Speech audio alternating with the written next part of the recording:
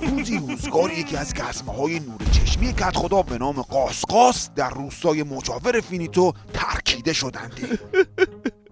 کدخدا آقا باید انتقام سختی بگیره مندی. خفه بمیر بابا، بذار جای اون انتقامای سخت قبلی خوب بشه، بعد فکر انتقام جدید باش. کدخدا آخه اینطوری که نمیشه. پس اقتدار فینیتو چه میشوندی؟ اقتدار کجا بود نفله؟ حالا ما یه روزه خوندیم، تو چرا باورت شد؟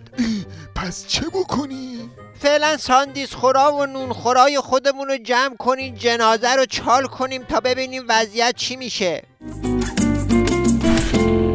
آهای اهالی فینیتو، اگر قاسقاس نبود الان امنیت فینیتو در خطر می بودندی.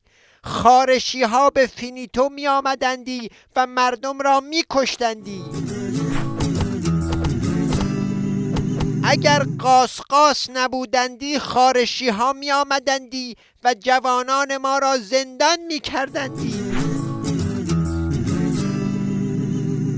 اگر قاسقاس نبودندی خارشی ها هوای شهرها را آلوده می کردندی.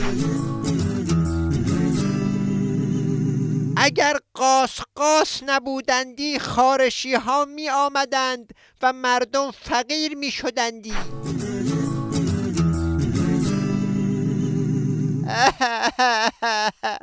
ای قربون قاسقاس برم که سردار امنیت فینیتو بودندی. پور پدر تو قاسقاست.